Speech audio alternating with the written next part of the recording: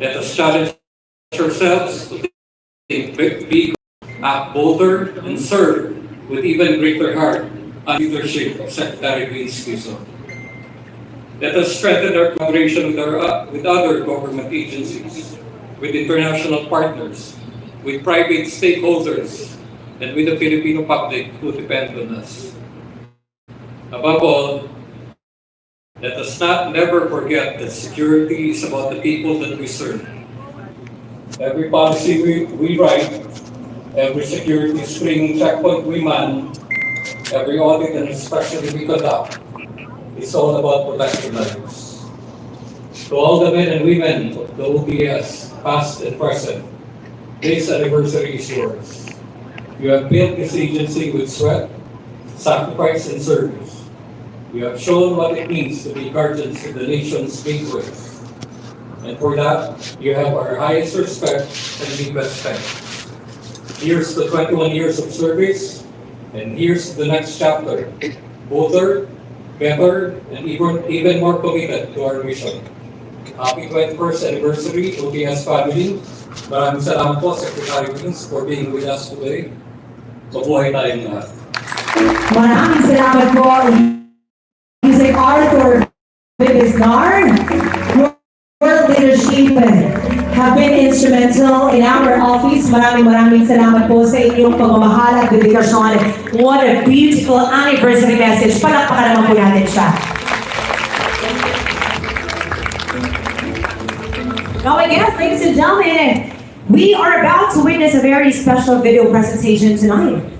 Yes, you're right. Tonight marks another breakthrough as the Office for Transportation Security embodies several celebrations of milestones.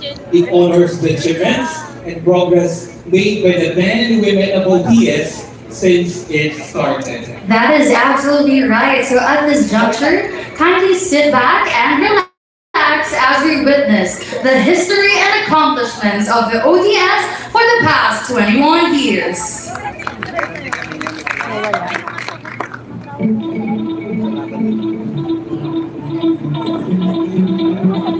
The history of aviation security in the Philippines can be traced back to the 1976 Philippine Airlines hijacking and has evolved throughout the years.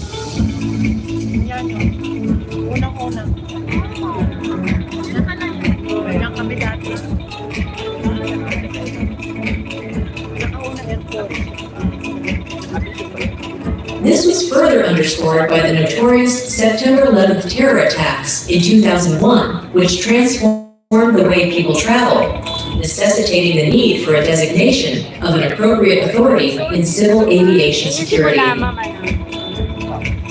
This requirement by the ICAO paved the way for the adoption of the National Civil Aviation Security Program in 2004 and the creation of the Office for Transportation Security, or OTS.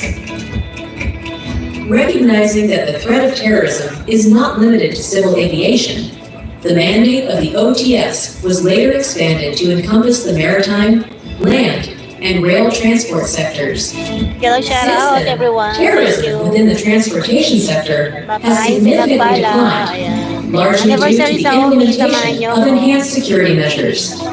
The agency's strategic direction has evolved over time, shaped by the vision and priorities from one administrator to another.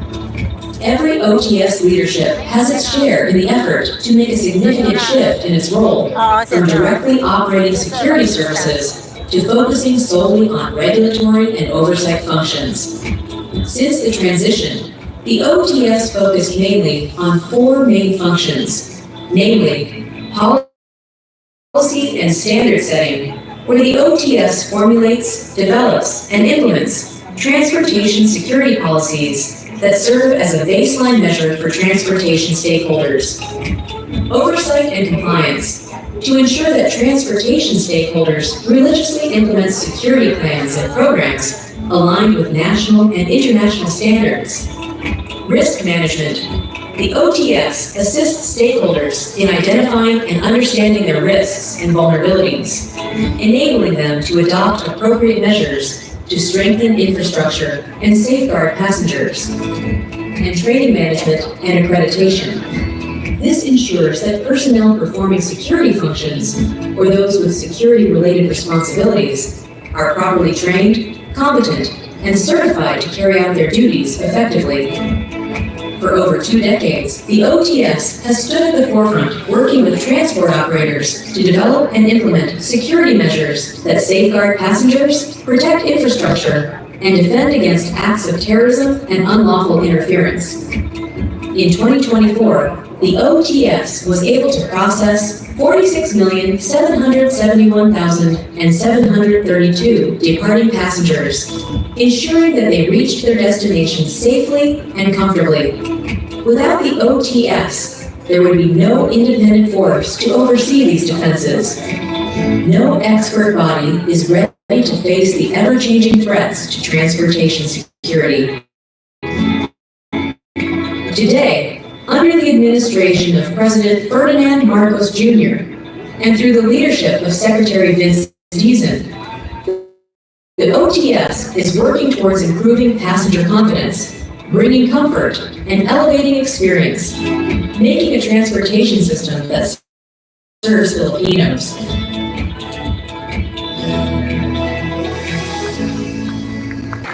Dapat malakas na palakpakan.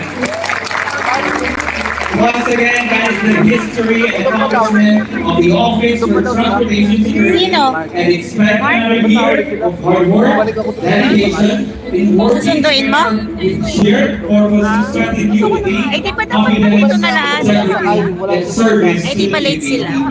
Yes, maraming salamat po sa ating lahat. You know what, your duty in our country must be very hard, but having great leaders guided by them, talagang mas nagagawa po natin ng mas maayos at mas mahusay ang ating trabaho. Kaya palapakan naman po natin sila. That is absolutely correct. And of course, we deeply appreciate the ODS personnel who tirelessly work every day, often behind the scenes to prevent security breaches, enhance preparedness,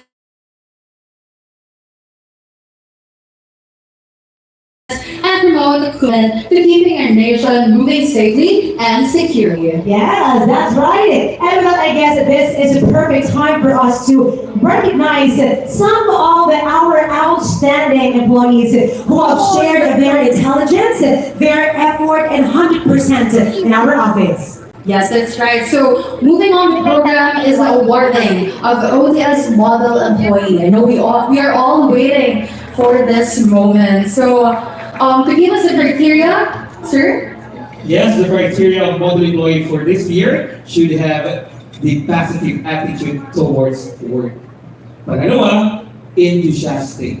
And the third one would be pleasure to work with. And the fourth one, with attention to detail and commitment to finish the job before the deadlines. And lastly, for the criteria, is to inspire others. Wow, meaning to say talagang nakuha nila lahat ng mga criteria natin for this evening. Kaya guys, palapakan naman po natin sila. I've heard that we have a 2,000 plus employees. And aside from that, diba, sila talaga yung mga nag-stand up. And I must say that these people are our inspiration as we go along with our surveys. And that, ladies and gentlemen, to officially start on our awarding ceremony, it's truly an honor to invite here on stage our presenters. Palakpakan naman po natin our great leaders, the ever-dynamic Secretary Vince P. Dizon, DOTR, together with Yusek Arthur V. Bisnar, OTS. Palakpakan naman po natin sila.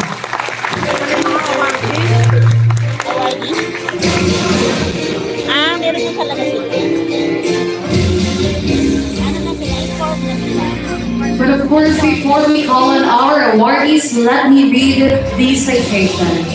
The plaque of recognition is awarded to the following ODS model employees in recognition of outstanding service, dedication, exemplary performance, and commitment to excellence as a model employee. Your contribution to the attainment of ODS objective is highly commendable, and we are deeply grateful for your hard work and attitude. Given this 30th day of April 2025 at the Midas Hotel, Pasay City during the ODS 21st Founding Anniversary Celebration, signed by the Administrator, Yusek Arthur B. Bisnar. The first awardee to start off, we have Miss Cecilia Omega.